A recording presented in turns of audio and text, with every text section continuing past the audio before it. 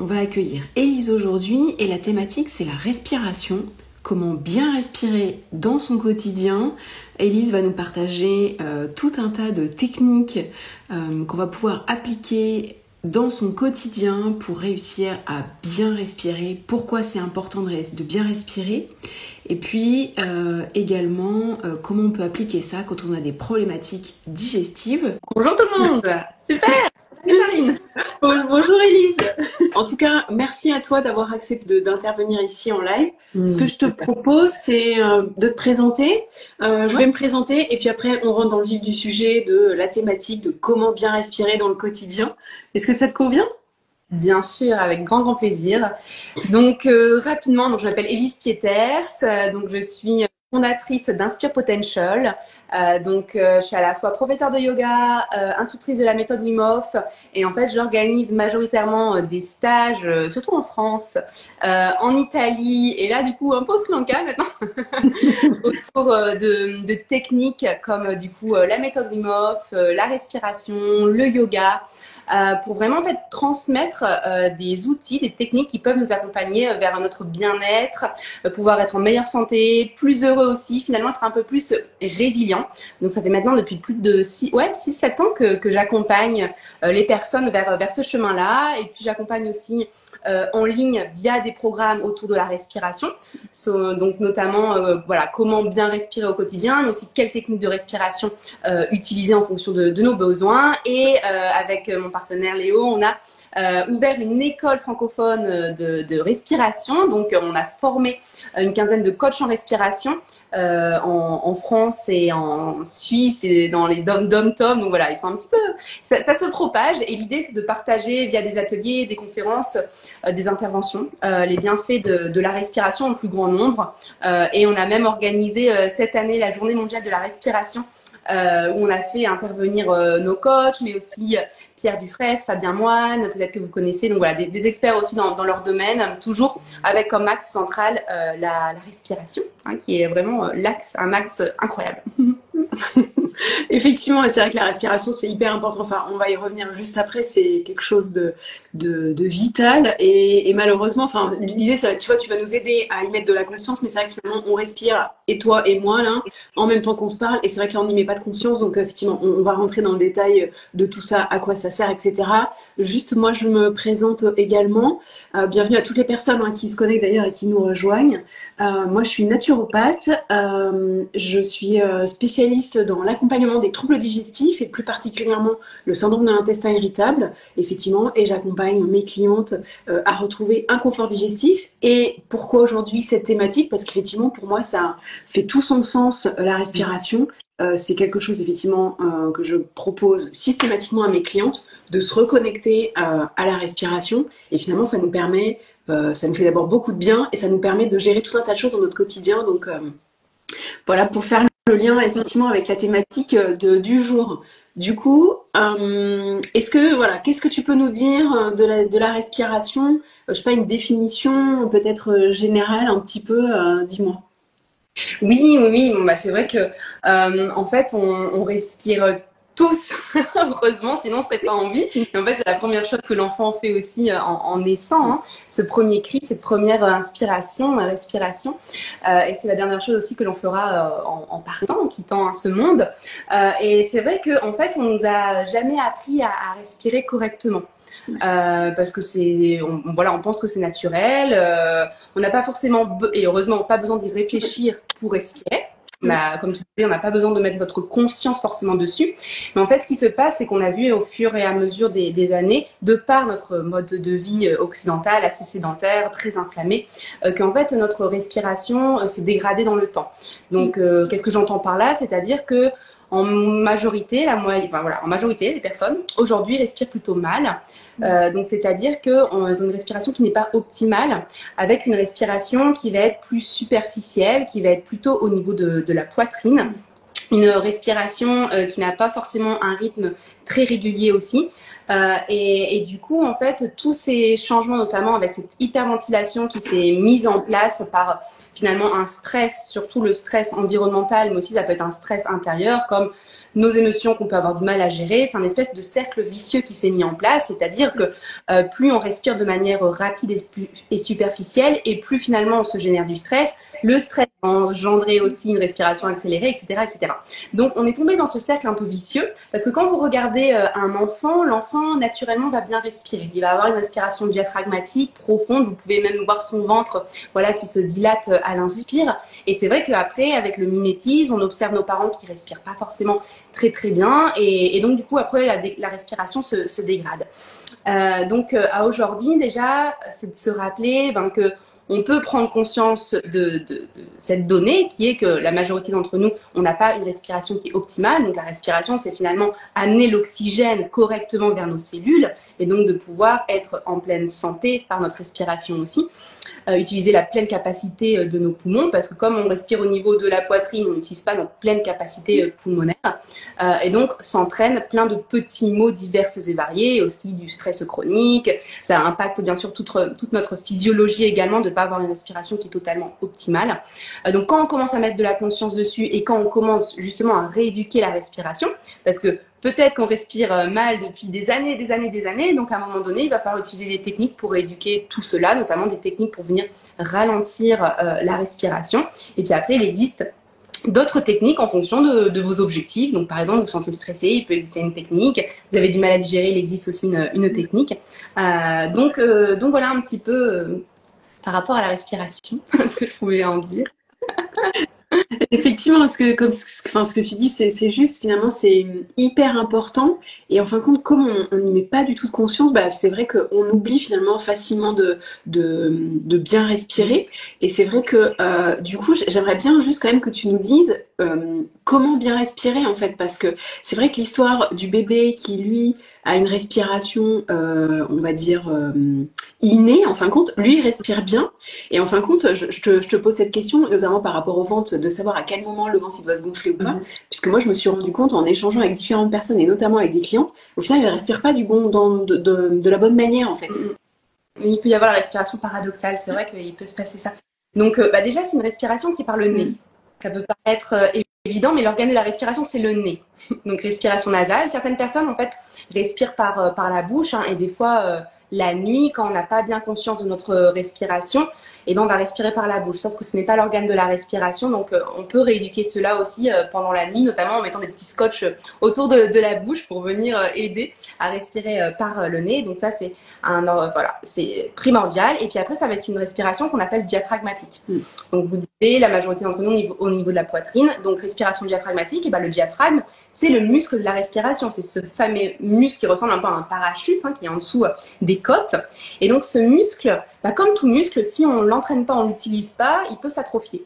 Et donc ce qui se passe, c'est que si on n'entraîne pas avec des techniques profondes de respiration, notre diaphragme peut être un petit peu bloqué. Donc c'est pour ça que au début, je vais vraiment vous inviter à pouvoir utiliser des techniques de respiration où on vient engager le diaphragme pour le remuscler. Et puis ensuite, du coup, on va pouvoir naturellement aller vers cette respiration au quotidien plutôt diaphragmatique. Donc moi, quand j'ai démarré mon parcours dans la respiration, c'est grâce au yoga, au pranayama, j'ai commencé à avoir cette conscience de la respiration. Et puis après, on me parlait, oui, du diaphragme. Alors ça m'a pris un peu du temps, en fait, à rentrer en contact finalement avec ce muscle.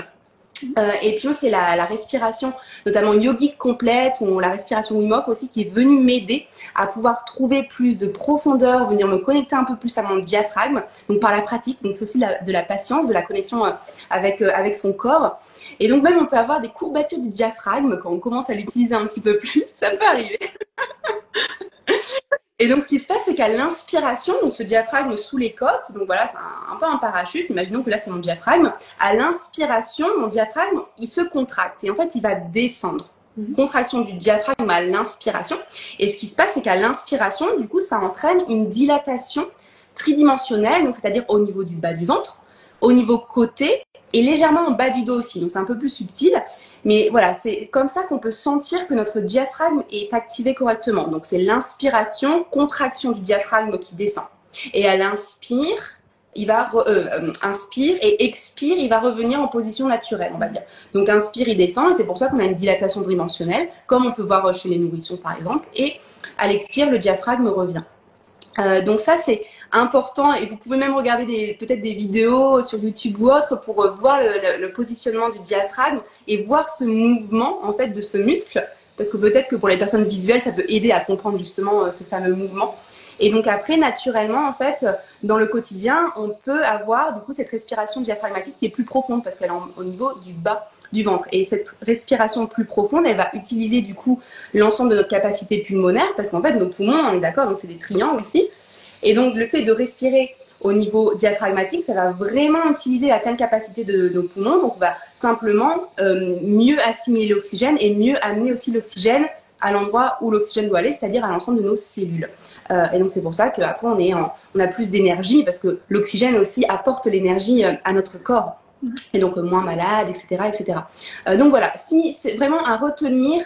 On ne va pas rentrer trop dans les détails, mais retenez qu'une bonne respiration, que ce soit une respiration qui soit nasale, parce que le nez, en plus de ça, il filtre, il va filtrer, donc c'est excellent pour tout ce qui est la prévention aussi, pour éviter les petites bactéries, les virus, etc.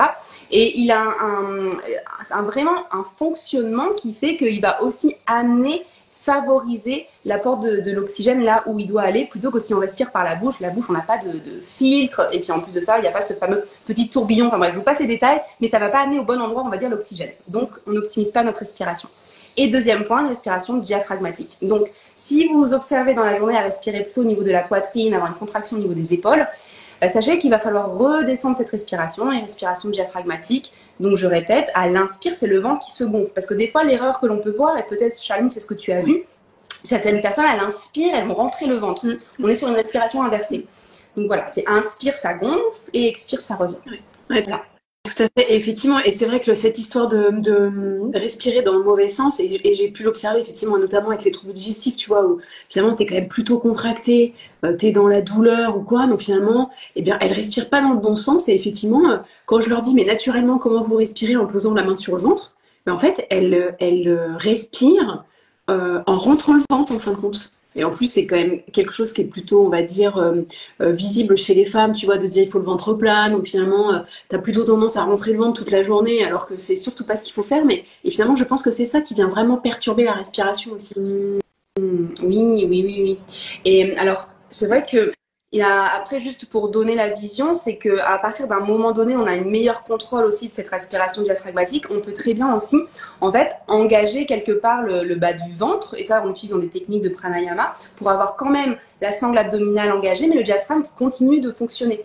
Voilà. Donc ça, c'est des techniques un peu plus poussées aussi dans le yoga, où on arrive à avoir une respiration diaphragmatique sans forcément avoir le ventre qui sort énormément. Oui. Mais c'est pas grave d'avoir le ventre, et justement, c'est bien, parce que ça montre que ce diaphragme aussi fonctionne. Et donc, dans mes ateliers, sessions, je vais souvent répéter, n'ayez pas peur que le ventre s'expanse. Parce que des fois, on n'a pas envie. Justement, est-ce que le fait, justement par rapport au ventre, tu vois, pour expliquer aux personnes, est-ce que finalement plus il va être prédominant, finalement, plus il va prendre de place, est-ce que ça veut dire effectivement que le diaphragme il est bien positionné ou pas en fait? Non. Parce que ça peut non, ça n'a pas d'impact en fait. Non, ça va pas avoir d'impact, mais simplement au début, pour en prendre conscience, justement, on va pouvoir accentuer cette dilatation, simplement vraiment pour bien prendre conscience du mouvement du diaphragme. Mais là, moi aujourd'hui, quand je respire, du coup, je suis plutôt maintenant en respiration diaphragmatique. J'ai une légère extension du ventre, mais c'est pas autant que quand je fais certaines techniques de respiration plus complètes. Où là, ça va aider les personnes finalement à prendre conscience du diaphragme, de pouvoir le remuscler, etc.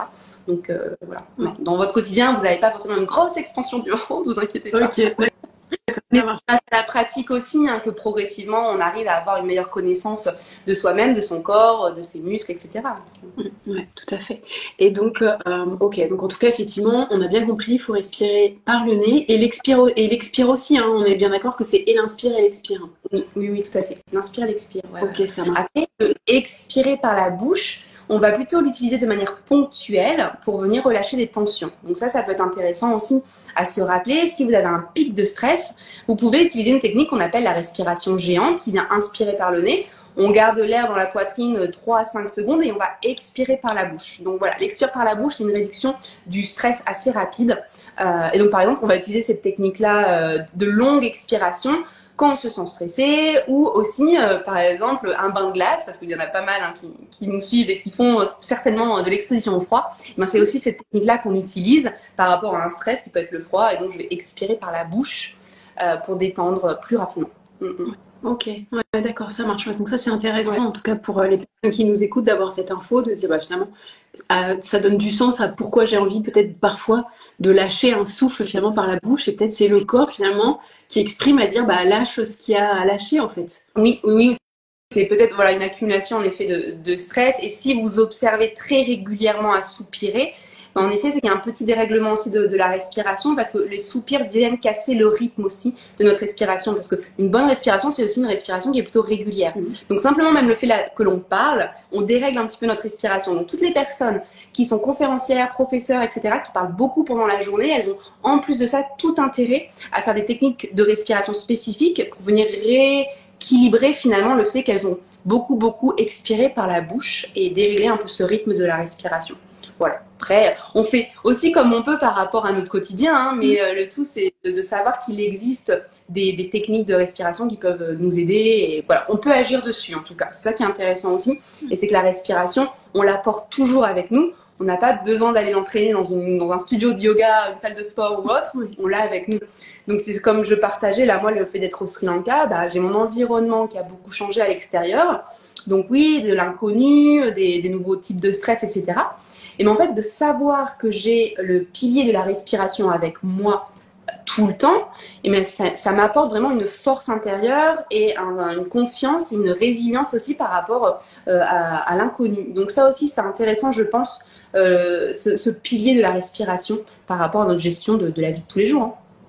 Hein. Ouais, tout à fait. Oui, de dire finalement, tu as ça en toi et tu peux déjà, ça peut être déjà quelque chose, comme tu disais, depuis chez toi, tu peux faire des exercices de respiration, ça peut t'amener un bien-être en fin de compte. Et du coup, ben justement, ça peut être intéressant peut-être que toi, je sais pas, que tu partages par rapport à ta pratique. Est-ce que en fait, tu mets de la conscience tous les jours sur des exercices en particulier? Est-ce que tu fais ça plusieurs fois par jour? Puisque tu sais, en tout cas, enfin moi, je parle souvent de ça. Moi, j'aime bien, par exemple, un outil qui s'appelle la cohérence cardiaque.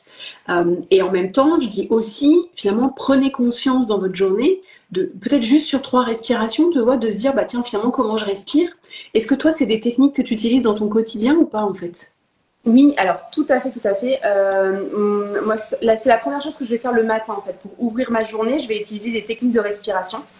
Donc, c'est venu finalement s'intégrer au fur et à mesure dans mon quotidien. J'ai bien conscience que quand on démarre à intégrer de nouvelles habitudes, et ben voilà, il faut se mettre en régularité aussi. Mais à partir du moment où on le met en place et on voit les résultats, et surtout les résultats sont rapides, ben, au bout d'un moment, ça devient une habitude. En tout cas, ça s'est passé comme ça pour moi. J'ai un peu des techniques phares, on va dire, de respiration que je vais utiliser le matin. Et ça dépend en fait de ce que je vais faire dans ma journée. C'est-à-dire que je vais choisir ma technique de respiration en fonction du type de journée que je vais avoir. Si j'ai besoin, par exemple, si je suis en stage, que je dois animer toute la journée, je vais utiliser plutôt une technique de respiration qui va être la respiration Wim Hof couplée à une autre technique, la Katana. Alors, c'est des techniques spécifiques un peu longues, mais vous pouvez trouver ça sur notre chaîne YouTube. Et en fait, ces 2 techniques, je sais qu'elles vont me permettre d'être au plein potentiel et capacité pour mener un groupe. Et en plus de ça, la Katana, comme je vais parler beaucoup dans la journée, la Katana elle va venir réguler le fait de ralentir ma respiration et du coup contrebalancer le fait que je parle beaucoup dans la journée. Donc voilà, par exemple, ça c'est un exemple concret. Sinon, quand je suis pas en stage, bah après je varie en fonction de ce que j'ai envie de faire aussi. J'aime bien varier. Mais souvent, ce qui va revenir, c'est surtout des respirations du pranayama qui me prennent entre 5 à 10 minutes. Donc, ça soit Nadi Shodhana, respiration des narines alternées pour venir bien me centrer le matin, équilibrer l'hémisphère droite et l'hémisphère gauche. Kapalabhati alors pour la digestion, c'est très intéressant aussi. Kapalabhati, j'aime bien l'utiliser justement comme j'ai des troubles un petit peu digestifs pour venir aussi m'activer, monter en chaleur, trouver de l'énergie en moi. Voilà, j'aime bien utiliser Kapalabhati. Et sinon, la respiration Wim Hof, qui est donc une respiration yogique complète, couplée avec des apnées. Et puis, donc ça, c'est le matin surtout. Et au cours de la journée, j'utilise aussi des techniques. J'utilise notamment une technique avant de manger et après manger pour m'aider à digérer. Donc, c'est la respiration 3-6. Donc, j'inspire sur 3 temps, j'expire sur 6. Et je vais la faire juste avant de manger. Je vais la faire 3 fois. Et en même temps, ça me permet de ressentir de la gratitude pour la nourriture, de prendre, avant de me jeter sur la nourriture, de vraiment prendre ce temps de saliver, de pouvoir me préparer finalement à accueillir la nourriture grâce à cette 3-6, respiration 3-6. Et je l'utilise aussi ensuite, après avoir mangé, pour faciliter la digestion également. Donc ça, c'est une technique qui est très facile à appliquer. Et j'aime bien aussi coupler des techniques de respiration dans ma vie de tous les jours. Il ne faut pas forcément penser qu'il faut se prendre une demi-heure sans rien faire d'autre que respirer pour l'inclure. Et ça, pour moi, c'est important aussi de vous le partager parce que j'ai bien conscience on peut avoir un emploi du temps assez dense. Donc, on peut utiliser la respiration aussi pendant qu'on fait d'autres activités. Donc, par exemple, quand je me douche ou quand je me brosse les dents, je vais utiliser la respiration de l'abeille. La respiration de l'abeille qui est une inspire par le nez et une expire vibration nasale. Donc si j'inspire, et une longue expire avec une vibration nasale. Et le fait de faire ça, donc on peut le faire quand on est sous la douche, hein, j'inspire, je me douche, ou je me brosse les dents, voilà, on peut l'introduire assez facilement. Donc c'est une respiration à la fois qui va détendre, mais aussi qui va produire ce qu'on appelle l'oxyde nitrique, qui est une molécule antivirale et antifongique. Donc en prévention en fait de tous les petits rhumes, c'est intéressant, ou même si vous êtes déjà un petit peu enrhumé ou autre, ça peut être intéressant de l'utiliser. Ça dilate aussi au niveau des narines, donc si vous avez le nez bouché, elle est intéressante également. Donc voilà, il y a comme ça des petites techniques qu'on peut utiliser au cours de la journée. Ou si vous êtes, on va dire, en train de conduire, vous êtes dans les bouchons, et là vous avez un pic de stress, vous avez envie de vous énerver, vous pouvez faire la respiration géante, comme je vous l'ai dit tout à l'heure. Inspire par le nez, je bloque l'air 3 à 5 secondes dans la poitrine et expire par la bouche. Longue expire par la bouche, ça vient diminuer rapidement le pic de stress que l'on peut avoir lors d'un bouchon, par exemple en voiture. Donc voilà, simplement pour faire prendre conscience que dans le quotidien, on peut intégrer la respiration assez facilement avec d'autres activités. Et le soir, par exemple, le soir, je peux très bien utiliser la cohérence cardiaque pour me mettre aussi en gratitude sur la journée que j'ai vécue et pour favoriser aussi le sommeil. Donc ça, de temps en temps, je peux l'utiliser aussi. Voilà, donc moi, on va dire, dans mon quotidien, c'est vraiment tous les jours le matin. Le matin, si je ne prends pas un temps pour respirer, méditer, je sens en fait que le déroulé de ma journée est complètement différent. Je suis moins centrée, je suis moins présente, je suis un peu plus fatiguée, même un peu plus stressée aussi. Donc voilà, ça je l'ai observé. Et puis j'utilise voilà, ces petites techniques dont je vous parlais, la 3-6, l'abeille, la respiration géante. Ça, on va dire, c'est majoritairement celles que j'utilise dans mon quotidien. C'est super intéressant ce que tu partages parce que ça montre bien que finalement il n'y a pas besoin d'y mettre du temps en plus, comme tu disais, dans la voiture, quand tu te brosses les dents, et en fin de compte, c'est des exercices que tu peux intégrer facilement. Et tu disais, en fin de compte, les personnes, elles peuvent, pour celles qui pourraient découvrir ces exercices, elles vont rapidement ressentir des bienfaits? Oui, mais en fait, et on peut faire le test, hein, là on peut se faire quelques respirations après, mais c'est vrai que c'est ça aussi le pouvoir de la respiration, c'est que en quelques respirations, quelques minutes, on vient agir sur notre système nerveux autonome pour soit se détendre, soit s'activer. En fait, c'est un chemin, on va dire, direct quand on met notre conscience, quand on fait une technique spécifique sur notre physiologie. Donc souvent, on fait quelques respirations diaphragmatiques, voilà, les personnes vont se sentir plus détendues. On respire au niveau de la poitrine, on va se sentir plus agité. Et assez rapidement, et à chaque fois, je le vois dans le nombre de personnes que j'ai accompagnées, à chaque fois j'ai une surprise de se dire ah oui, c'est rapide en fait de sentir le changement. C'est vraiment très très rapide. Ouais. Tout à l'heure tu nous partageras un exercice qu'on pourra faire en direct, donc comme ça permettra d'expérimenter. Est-ce que c'est pas le fait de justement de mettre de la conscience, si tu veux, et déjà ne serait-ce que ça en fait, de dire bon ok tiens je vais prendre un instant pour respirer, finalement je me recentre sur moi, je m'ancre au moment présent. Est-ce qu'il n'y a pas de ça aussi en fin de compte, parce que c'est vrai qu'aujourd'hui on vit dans une vie, on vit tout à 1000 à l'heure, on est ultra connecté, enfin finalement il y a tout un tas de choses qui finalement qui peuvent nous faire dévier d'être centrés sur nous en fait. Oui, tout à fait. En effet, c'est un retour à soi. Hein. C'est pour ça que tout ce qui est les techniques de respiration, le pranayama, la conscience du souffle est présente depuis des milliers et milliers d'années dans beaucoup de traditions, hein, de toute façon. Et donc, parce qu'elle ramène à une forme d'essentiel, elle ramène à soi. Et donc, en effet, de poser la conscience simplement sur observer le souffle, observer la respiration, et ben, c'est prendre le temps de ralentir aussi, parce que souvent, quand on met notre conscience sur la respiration, naturellement, on va un peu la ralentir. En général, c'est ce qui se passe. Et de ralentir notre respiration, d'avoir plus de conscience, et ben, ça diminue aussi notre niveau de stress. Donc, Il y a une petite astuce que vous pouvez mettre en place, c'est pourquoi. Alors, si vous souhaitez, par exemple, moi, à un moment donné, ce que je faisais, c'est que je mettais une petite alarme sur mon téléphone plusieurs fois dans la journée, avec une petite musique sympa. C'est mieux. Simplement, voilà. C'était simplement un moment pour moi de me dire, ah bah tiens, là, c'est le moment de mettre ma conscience sur ma respiration. Et j'observais ma respiration et je faisais une technique. Ou on peut associer, ça peut être autre chose. Ça peut être par exemple, à chaque fois que je tourne la clé dans ma serrure pour partir de chez moi, eh ben, je peux l'associer et j'observe ma respiration en même temps. Par exemple, on peut associer en fait des actes du quotidien à la conscience de la respiration. Et dans pas mal de lieux, voilà, monastères ou autres, hein, ils sonnaient des fois la cloche et c'est juste le moment où là la cloche elle sonne, et ben on s'arrête, on prend un temps, conscience de la respiration, retour à soi. Donc ouais. Ah, c'est hyper intéressant. En tout cas, je trouve que c'est facile parce que, comme tu dis, on va faire toute la journée et c'est vrai qu'on peut facilement mettre ça en place. Et effectivement, l'histoire de l'alarme, ça, c'est quelque chose qui peut être intéressant, même d'avoir une alarme avec des horaires pas forcément définis, mais dire, tiens, de manière aléatoire, ça peut sonner et se dire, bah, finalement, ça me permet de aussi comme ça, tu vois, d'un peu casser la routine, de se dire, bah, finalement, je fais ça à heure fixe ou. Ouais, tout à fait. Ouais. Tout à fait.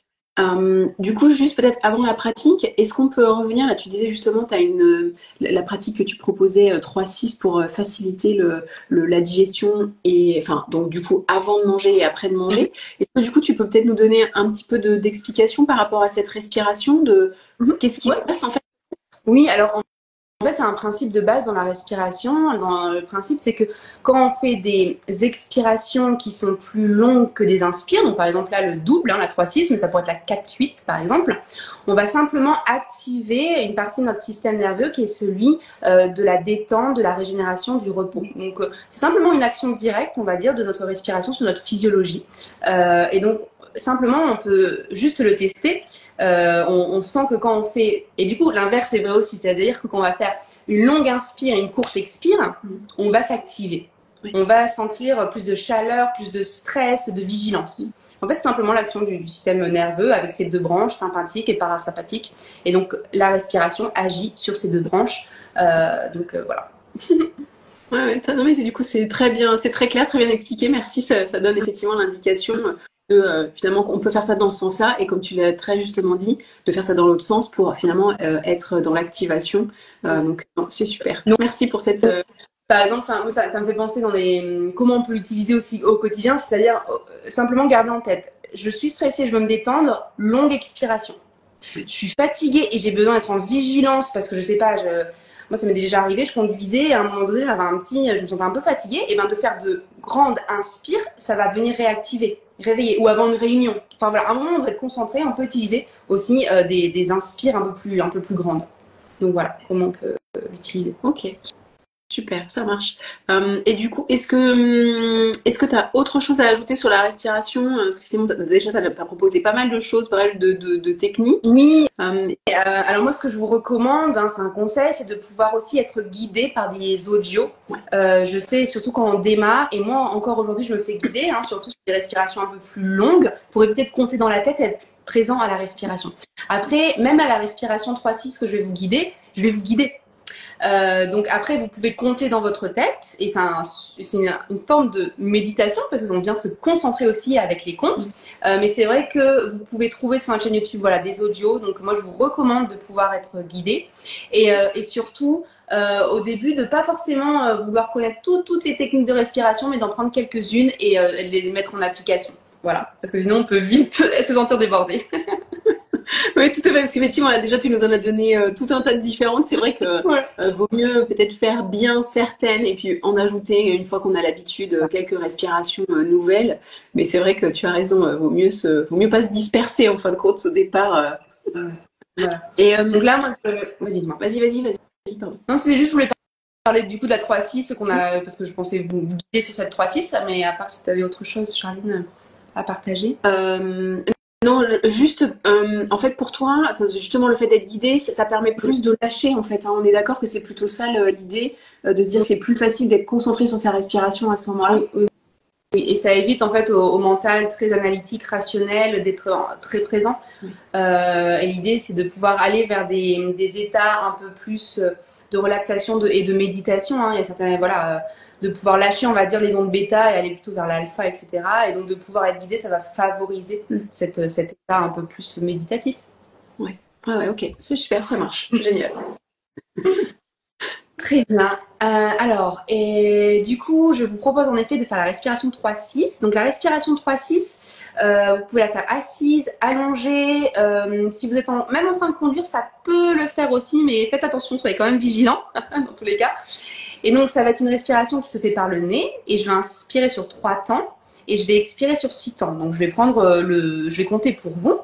Et simplement, vous avez juste à inspirer, expirer. Vous pouvez vous concentrer aussi sur une respiration plutôt diaphragmatique, donc une respiration plus profonde. Alors, c'est pas grave si vous avez un peu des difficultés, surtout qu'on n'a pas l'habitude au démarrage. Mais si vous sentez la respiration au niveau de la poitrine et vous créez des tensions au niveau des épaules, vraiment aller vers le plus bas possible, comme si j'essayais d'amener l'air vers mes pieds, le plus bas possible. Utilisez la visualisation. Sentez même la main sur le ventre, ça peut vous aider aussi. Ok, donc on va faire quelques minutes de respiration 3-6. Donc, je vous invite à prendre une position confortable, de pouvoir fermer les yeux, de pouvoir également relâcher les épaules, relâcher la peau du visage, détendre un peu plus la mâchoire. Et donc, on va venir respirer sur une respiration 3-6 par le nez. Et on est parti. J'inspire sur 2, 3 et expire 2, 3, 4, 5, 6 et j'inspire 2, 3, expire 2, 3, 4, 5, 6 et j'inspire 3, expire 4, 5, 6 et j'inspire 2, 3, expire et j'inspire 2, 3, expire et inspire 2, 3, expire 2, 3, 4, 5, 6 et j'inspire et expire et j'inspire et expire 6, inspire 2, 3, expire et inspire et expire et j'inspire 2, 3, expire 4, 5, 6 et j'inspire et expire 4, 5, 6 et j'inspire 2, 3, expire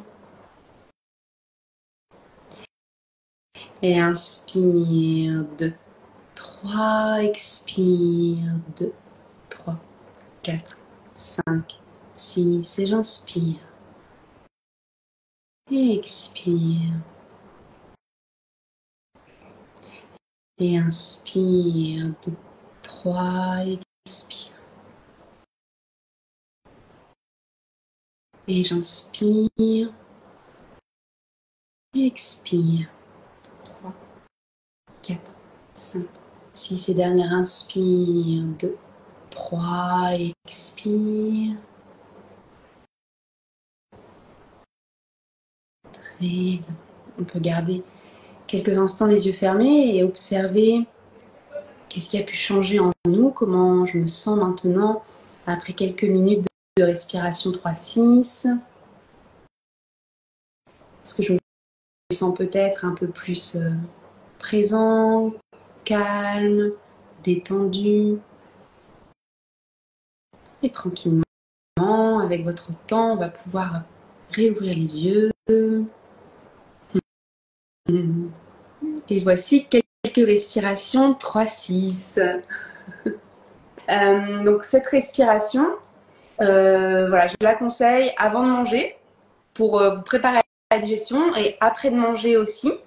Et puis quand vous sentez un petit peu stressé, elle peut être bien cette respiration 3-6 à utiliser. Voilà, elle est très très facile et vous pouvez essayer la 4-8 aussi. En fait, c'est le même principe, c'est le double, l'expire double de l'inspire. Ouais. Ouais, ouais, c'est sûr. En tout cas, non, c'était très chouette. Et là, du coup, donc là, le temps, je n'ai pas compté exactement le nombre de pratiques que tu nous as fait faire. Là, finalement, ça suffit pour se retrouver dans un état qui peut être intéressant, par exemple, pour la digestion, ou bien, comme tu disais, pour gérer. Bah oui, oui, en fait, on a fait 3-4 minutes. D'accord. Et en fait, moi, avant de manger, par exemple, je vais faire 3 respirations, 3-6. Ouais. J'en fais 3. Et puis après, bah, c'est en fonction du temps que vous avez aussi, hein, mais vous pouvez faire 3-4 minutes, 5 minutes. Si vous avez l'occasion, après le repas, de vous faire une petite, voilà, une petite sieste ou autre, bah, la 3-6, elle peut vous amener facilement vers le repos et la digestion après le repas, par exemple. Voilà. Mais il faut vraiment garder en tête que l'idée, c'est de pouvoir intégrer ces pratiques dans notre quotidien.